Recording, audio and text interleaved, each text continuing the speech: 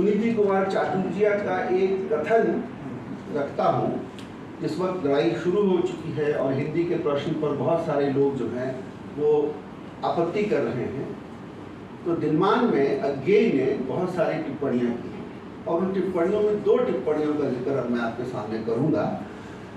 अज्ञेय कहते हैं कि भारत में जो बौद्धिक वर्ग है वो अपनी जिम्मेदारी नहीं लेना चाहता है और भाषा के प्रश्न पर इस समय जब निर्णायक समय आया है ये लोग अंग्रेजी वालों के पीछे छुपने की भरसक कोशिश कर रहे हैं। और बहुत स्ट्रॉन्ग स्टेटमेंट है, लेकिन उसके साथ में कृपाशंकर जी शायद इस बात से चौंकेंगे कि सुनीति कुमार चाटुर्जिया ने एक उस समय वक्तव्य दिया था जिसको उद्धृत किया है अज्ञेय खुद ने उस पत्रिका में। उसमें उन्होंने कहा था कि भारत की एकता अंग्रेजी से शुरू होती है और अंग्रेजी को छोड़ने के बाद भारत की एकता खत्म हो जाएगी। अब इन वाक्यों को मैं नहीं सुनता हूँ जब हिंदी पर बात होती है, तो क्यों नहीं होती है? उसका कारण ये है सर कि हम लोगों ने एक तरह की छद्म बातों को करने का एक सिलसिला बना रखा है और हिंदी के नाम पर जब भी कोई निर्णायक बात होनी चाहिए होती है उस समय हम लोग बहुत विचित्र तरीके से एक खास किस्म की चापलूसी वाली भाषा में बात करते हैं। और ये जो राजनीति होती है, इस राजनीति के इतिहास में इसलिए मैं आपको थोड़ा सा टोक रहा हूँ। ये जिस व्यक्ति के नाम पर ये संस्थान है और जिस व्यक्ति के नाम पर ये विश्वविद्यालय है, वो दोनों भाषा के मामले में कैसा सोचते थे आप एक बार पलट कर देख लीजिए। मौलाना आज़ाद को अंग्रेज़ी की वैसी ज़रूरत कभी नहीं पड़ी। महात्मा गांधी ने तो घोषणा कर दी और उसके बहुत सारे उदाहरण उससे ज़्यादा आप लोगों को याद होंगे कि क्यों गांधी ने हिंदी के मामले को देश का मामला बना दिया था और ये लोगों सारी दुनिया को एक संदेश दिया था कि कह दो दुनिया को कि गांधी को अंग्रेजी नहीं आती। लेकिन अंग्रेजी आना ना आना प्रश्न नहीं है। ये जो 47 से मैं 37 से जोड़ना चाहता था, लेकिन फिर उसके लिए फिर मुझे विस्तार में और जाना पड़ेगा। ये जो भारतवासी आए उन्होंने अपने राष्ट्रीय आंदोलन के उस संकल्प को विस्मृत कर दिया और अगले 20 सालों में ऐसा एक एलीट पैदा हुआ जिस एलीट ने अंग्रेजी को छोड़ते ही अपने सारे विशेषाधिकार को खोने का भय पाल रखा था। और इस कारण से क्या होता है, जितनी बहसें हुई हैं, जितने सिलेबस को लेके बातें हुई हैं, हिस्ट्री को लेके बातें हुई हैं, पॉलिटिकल साइंस को, इकोनॉमिक्स को, सोशियोलॉजी को लेके बातचीत हुई है, उनकी प्रोसीडिंग्स आप देख लीजिए। उन सब में आपको पता चल जाएगा कि बहुत भय है कि अगर हिंदी आ जाएगी तो हमारा क्या होगा। मैं याद दिला दूँ, फिर उस दिनमान की ही याद दिलाता हूँ कि उसमें हमारे देश के शिक्षा मंत्री हुआ करते थे चागला साहब। उन्होंने इस प्रश्न पर हिंदी के विरोध में इस्तीफा दिया है। ये 67 की बात मैं बता रहा हूँ। और ये जो चागला इस्तीफा दे रहे हैं, ये सुनीति कुमार चाटुर्जिया समेत बंगाल के बहुत सारे जो तथाकथित बड़े विद्वान थे, वो लोग अंग्रेजी का ऐसा भयंकर विरोध कर रहे हैं। इसके पीछे की पॉलिटिक्स क्या है और उस पॉलिटिक्स के कारण क्या हुआ है कि हमारे देश में जो ज्ञान उत्पादित हो रहा था आज़ादी के पहले, उन सबको दबा दिया गया। भारत में इतिहास लिखने वाले बहुत सारे ऐसे लोग थे जिन्होंने हिंदी में काम किया था। भारत में ज्ञान उत्पादन का एक बड़ा हिस्सा जो है हिंदी में उत्पादित हुआ है, लेकिन उसके बाद आप देखिएगा कि हिंदी में लिखे जाने की परंपरा का धीरे धीरे विलोप होता गया और बाद में तो सब कुछ जो है अनुदित होने लगा। यानी कि हम हिंदी में अगर इतिहास पढ़ते हैं तो वो अंग्रेजी का अनुवाद होता है।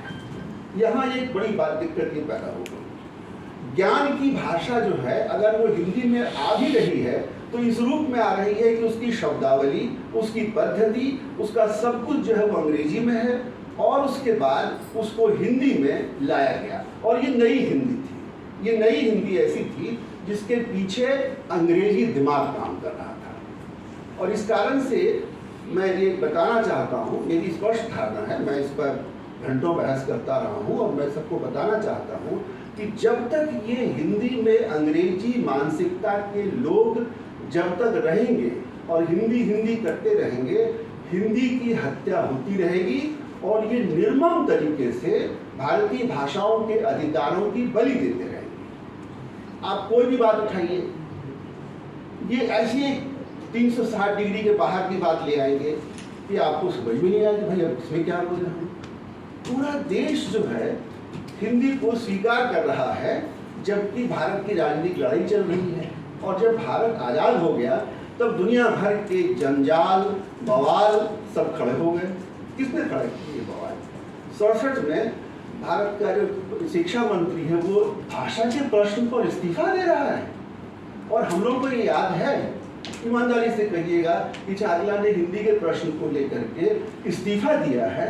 इतनी बड़ी घटना के बारे में हमारी स्मृति क्या अभी उस बात को दर्ज कर रही है? नहीं कर रही। मैं इसके बाद जो कहूँगा उससे आपको गहरी चोट भी लग सकती है। 1967 के बाद 1969 के बाद एक नया दौर आता है, जिस दौर में भारत में सांस्थानिक रूप से अंग्रेजी का दबदबा बढ़ता गया है। प्रकाशन से लेकर के सरकारी प्रश्रय तक पूरा का पूरा मामला जो है वो हिंदी के खिलाफ होता गया, भारतीय भाषाओं के खिलाफ होता गया। हरिवंश राय बच्चन को टोका जाता रहा और जो कि हिंदी में काम करना चाहते थे, और हिंदी की बहुत दूसरे तरह की संभावनाओं का विकास बहुत सारे लोगों ने करने की कोशिश की, लेकिन उन सब पर एक अंकुश रखा गया। और उस अंकुश के कारण भारत का जो नया ज्ञान उत्पादन हुआ, जिसके लिए एक बड़ा सेंटर जवाहरलाल नेहरू विश्वविद्यालय था, दिल्ली के विभिन्न तरह के संस्थान थे, उन सभी संस्थानों ने मिलकर ऐसा दमघोटू माहौल बना दिया जिसमें रामविलास शर्मा जैसे लोगों के लिए कोई जगह नहीं थी। मैं रामविलास शर्मा का जिक्र जानबूझ के कर रहा हूँ क्योंकि उनका एक बहुत ही कठोर वक्तव्य है कि वो जेएनयू क्यों नहीं जाना चाहते। उन्होंने कहा कि ये दलाल लोग हैं, ये विदेशी ज्ञान को विदेशी नजरिए से पेश करने के लिए सभी विषयों पर कब्जा किए हुए हैं। इतिहास भूगोल सब इनके पास में है, ये भारत की मिट्टी को भारत के हिसाब को समझते ही नहीं। ये रामविलास शर्मा कह रहे हैं और कहते हैं कि मैं जेएनयू इसलिए नहीं जाता। आप मुझे बताइए, आप में से बहुत सारे लोग इतिहास पढ़े हुए हैं, जयचंद विद्यालंकार कोई हुए हैं, आपको जानकारी है कि किस तरह का इतिहास उन्होंने लिखा है? भारत में इतिहास 1937 भारत में आधुनिक भारत का इतिहास लिखने वाले पहले आदमी विपिन चंद्र नहीं है। पहले व्यक्ति एंशिएंट हिस्ट्री पर लिखने वाली रविन्द्रनाथ थापर नहीं है। भारत में अपनी भाषाओं में लिखने वाले बहुत सारे लोग पहले थे और उनकी भाषा देखिए। अरे और किसी को ना पहचान दो, राहुल सांकृत्यायन को तो पहचानते हैं। राहुल सांकृत्यायन का जो विपुल साहित्य है, अगर उस भाषा में भारत का इतिहास, भारत का समाजशास्त्र नहीं लिखा जा सकता है तो भैया बताओ कि कैसे लिखा जा सकता है? तो राहुल सांकृत्यायन, रामविलास शर्मा से लेकर के ऐसे कई नाम हैं, बहुत सारे नाम हैं, हिंदी में है, बांग्ला में है, मराठी में तो बहुत सारे और नाम हैं। इन सारे लोगों की इन चीज़ों को दबा करके 1967-69 के बाद से एक जो नया सिलेबस बना और जो चीज़ें प्रसारित हुई, उसके बाद हिंदी के सामने दोयम दर्जे की स्थिति ही रह सकती थी। हिंदी समय जब भी हिंदी के पिछड़े होने की बात होती है तो मुझे लगता है कि ये सभी भारतीय भाषाओं को पीछे धकेलने का एक षड्यंत्र है, जिसके पीछे कोई अंग्रेजी की तरफदारी भी नहीं है।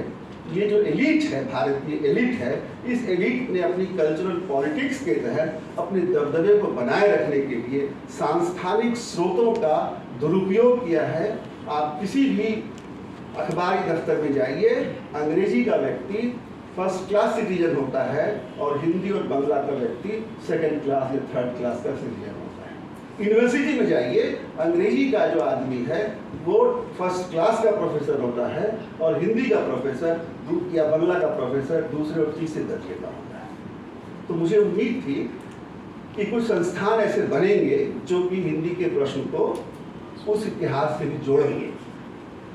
तो मुझे बहुत खुशी हुई थी जब महात्मा गांधी विश्वविद्यालय, हिंदी विश्वविद्यालय खुला था, और मेरी बहुत इच्छा होती थी कि मैं जाके वहाँ के जो विद्वान लोग हैं उन लोगों से कहूँ कि भैया कम से कम अब तो समय आ गया है कि अब तो कम से कम हिंदी में इतिहास लिखा जाए। और हिंदी में इतिहास लिखने का मतलब विपिन चंद्र और रघुला थापर की किताब का अनुवाद कर देना भर नहीं होता है। मैं कह रहा हूँ फिर से कि अनुवाद से आप वो चीज़ पैदा नहीं कर सकते जो किसी भाषा को शक्तिशाली बना सकते। उसके लिए आपको जाना पड़ेगा उस भाषा के बोलने वाले के अपनी सांस्कृतिक स्मृति में। मैं एरिक हॉब्सबॉम को उद्धृत करना चाहता हूँ इस संदर्भ में। मेरी बात तो आप लोग मानेंगे नहीं और लगेगा कि भाई कोई जो है ऐसे ही गुस्से में कुछ बोल रहा है। एरिक हॉब्सबॉम का कथन है और वो उन्होंने कहा है कि पूरी दुनिया में एक एकेडमिक क्लास की उत्पत्ति 60 के दशक की परिघटना है, जिस एकेडमिक क्लास को लगता है कि उसकी मुट्ठी में कविता है, उसकी मुट्ठी में आलोचना है, उसकी मुट्ठी में इतिहास है, उसकी मुट्ठी में पूरा का पूरा ज्ञान है। सामाजिक ज्ञान की चौहद्दी को उन लोगों ने अपने कैंपस में अपनी नियंत्रण में ले लिया और ये लोग जो हैं अब बताने लगे कि कविता का क्या मूल्य है, कविता कैसे लिखी जानी चाहिए, इत्यादि इत्यादि। तो ये जो कैंपस से उपजा ज्ञान था उस पर कैंपस में बैठे हुए लोगों ने एक तरह से ऐसा कब्जा कर लिया कि अब न कविता लोगों के पास रह सकी और जो रही उसको इन लोगों ने कविता ही नहीं माना। जो इतिहास लोगों की स्मृति में है उसको ये लोग क्या कहते हैं, उसको सोर्स बेस्ड हिस्ट्री नहीं माना। और इस तरह से हमारा सामाजिक ज्ञान जो है वो अपनी जगह रहा और समाज विज्ञानियों का जो उच्चतर ज्ञान है वो कहीं और रहा। और ये समाज विज्ञानियों का जो उच्चतर ज्ञान है वो वैश्विक ज्ञान के साथ ऐसा भिड़ गया कि अपने समाज के लोगों को ही समझ में नहीं आता है। अब समाज जो है एक तरफ बढ़ चुका है और समाज विज्ञानी अपनी डफली आप बजा रहे हैं, कोई सुनने वाला नहीं है। मुझे ये लगता है कि कुछ कारणों से ही सही अब जो है परिस्थिति बदल गई है। अब दूसरी तरह का म्यूजिक सुनाई दे रहा है कैंपस के बाहर और ये जो दूसरे तरह का म्यूजिक है उससे हम लोग को बहुत घबराहट सी होने लगी है। भदौरिया जी यहाँ हैं, थोड़ा रिस्क लेकर कह रहा हूँ कि ये जो भारतीयता की बात हो रही है, अब ये लोग बेवकूफ़ हैं, वज्रमूर्ख हैं, उनको पता ही नहीं कि भारतीयता को कैसे समझा जाए, अलग बात है।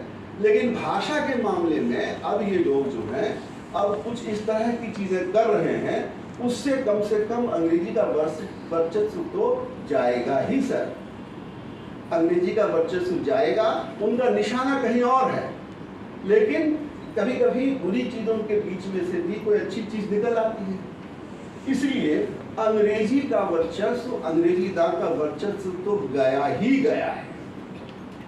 ये बात मैं कहते हुए जब मैं कहता हूँ तो लोग कहते हैं कि ये विशफुल थिंकिंग है, चारों ओर तो अंग्रेजी का ही वातावरण है। नहीं मित्रों, अंग्रेजी का वातावरण अब नहीं रहेगा, क्योंकि हुल्लड़बाज लोग जो हैं अब अपने कारणों से सही अब उनके गढ़ में घुस करके बहुत कुछ करने की कोशिश कर रहे हैं।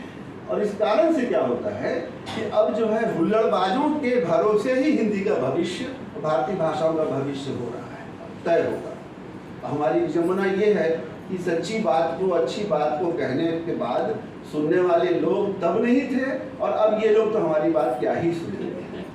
इसलिए इस विडंबनापूर्ण स्थिति में इतिहास की उन भूलों की तरफ हम लोगों को जाना चाहिए और ये समझना चाहिए कि मौके हमको भी कम नहीं मिले थे, लेकिन हमने उन मौकों को का फायदा नहीं उठाया और स्थिति ऐसी हो गई है कि अब जो है टेक्नोलॉजी के क्षेत्र में, बड़ी अच्छी बात रविकांत जी कह रहे थे, लेकिन उसका भी एक छद्म है और वो छद्म क्या है मैं बताता हूँ आपको। रेडियो, टेलीविज़न, साहित्य के पन्ने और तमाम तरह की चीज़ें जो हैं ये भी एक किस्म का छद्म संसार रचती है और इस छद्म संसार में भी अपने तरह की एलिटिज्म का अस्तित्व रह सकता है। अब कोई नहीं सुनेगा, अब कोई नहीं सुनेगा, मान के चलिए अब हमारे भाषण को कोई नहीं सुनने वाला, सिर्फ वही क्लास सुनेगा जो एकेडमिक क्लास में जाने की कोशिश में लगा हुआ है, जिसको नौकरी चाहिए। उसके अलावा उन लोगों की बात को कोई सुनने वाला नहीं है। समाज से हम कट गए हैं समाज एक दूसरी तरह के ज्ञान के साथ खड़ा है और हम लोग अपने समाजवादी ज्ञान सॉरी क्या कहते हैं समाजशास्त्री ज्ञान के अहंकार में एक तरह से लहालोट होते रहे हैं, अब थोड़े घबराए हुए लग रहे हैं। ऐसी स्थिति में मैं रामलीला शर्मा के पास लौटना चाहता हूँ, मैं राहुल सांकृत्यायन के पास लौटना चाहता हूँ, मैं जयचंद विद्यालंकार के पास लौटना चाहता हूँ, और सबसे ज़्यादा महत्वपूर्ण है महात्मा गांधी के पास लौटना चाहता हूँ। महात्मा गांधी के पास लौटते हुए मुझे स्मरण होता है, और ये मेरी अंतिम बात होगी, मैं अध्यक्ष को आश्वस्त कर दूं कि मैं 1.5 मिनट में अपनी बात को खत्म करूँगा। महात्मा गांधी के पास लौटते हुए मुझे 3 लोगों का सात्विक क्रोध याद आता है। जवाहरलाल नेहरू ने एक लेख लिखा था कि हिंदी में क्या है, या हिंदी पर इस तरह की उनकी टिप्पणी आई थी, जिसका विरोध करने वालों में प्रेमचंद थे, जिसको कि अमृत राय ने अपनी किताब में स्थान दिया है, और इतनी पीड़ा भरी चिट्ठी है वो, जिसको पढ़ा जाना चाहिए। वो कहते हैं कि हिंदी लेखक की क्या व्यथा है, प्रेमचंद कहते हैं, उसका विज्ञापन कम हुआ है, उसको कम लोगों ने ध्यान दिलाया। हम लोग तो किताबें पढ़ते नहीं है ना, हम लोग जो विद्वान लोगों से सुनने को मिल जाता है, उन्हीं उदाहरणों को हम लोग दोहराते रहते हैं। क्रोध व्यक्त किया है प्रेमचंद ने, दुख प्रकट किया है प्रेमचंद ने। निराला के बारे में बातचीत होती है, निराला ने अपना जो दुख प्रकट किया था गांधी के सामने, नेहरू के सामने, वो सबके सामने स्पष्ट है। राहुल ने भी एक बहुत बड़ा कष्ट व्यक्त किया था दिल्ली यूनिवर्सिटी के हिंदी डिपार्टमेंट में, जब वो भक्ति काल पर बोलने खड़े हुए थे और इतिहास के संबंध में उन्होंने बात कही, और उन्होंने कहा था कि आप लोगों को कभी समझ में नहीं आएगा कि हमारे देश का साहित्य क्या है, और हमारे देश का साहित्य कैसे जनता और जो जनता से जुड़े हुए लोग हैं उनके बीच में रहा है। आप लोग जो हैं अंग्रेजों के बनाए हुए पाठ को दोहराते रहे हैं, और उसी को आपने इतिहास और साहित्य समझ लिया है। मैं इन 3 लोगों की इन चिंताओं को आपके सामने रख रहा हूं, और आपको कह रहा हूं कि इन चिंताओं के पीछे जो पॉलिटिक्स है, उस पॉलिटिक्स को समझिए। और ये जो छद्म इंडियन आइडियोलॉजी वाले लोग हैं, जिन्होंने इंडियन आइडियोलॉजी का इस्तेमाल अपने हित के लिए किया है और एकेडमिक क्लास को सामने रखकर किया है, इनका जब ये तंत्र टूट रहा है, तो इस टूटने के साथ हम लोगों को बहुत कष्ट हो रहा है, हम लोग बहुत परेशान हो रहे हैं। लेकिन ये इतिहास के क्रम में होना ही था, और इसलिए कभी कभी रामलीला शर्मा की चेतावनियों को याद करिए और समझिए कि हमने हिंदी के बारे में न सोचकर अपने राष्ट्र का कितना बड़ा अहित किया है। हिंदी क्षेत्र नहीं है, भारत क्षेत्र है, और भारत के बारे में सोचते हुए आप हिंदी के पक्ष में स्वयं खड़े हो जाएंगे। और ये बात जो है, अभी अब राजश्री जी ने दिनकर का जिक्र किया था और उसको अनुवाद का जिक्र किया था, ऐसे बहुत सारे उदाहरण आपको मिलेंगे। आप जानेंगे कि पूरा भारत हिंदी के मामले में सोचते हुए सिर्फ और सिर्फ उस हिंदी की बात नहीं सोच रहा था जिसके बारे में यूपी बिहार के लोग अपने तरीके से गर्व करते हैं।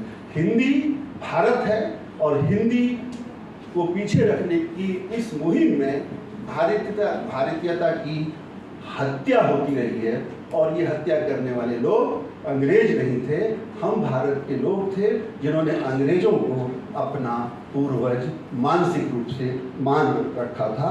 आज उनकी जब पिटाई हो रही है तो जनता उनके साथ खड़ी नहीं है। बस इतनी बातों के साथ अपनी बात को समाप्त करता हूँ। किसी को मुझसे अगर चोट पहुँची हो मेरी इन बातों से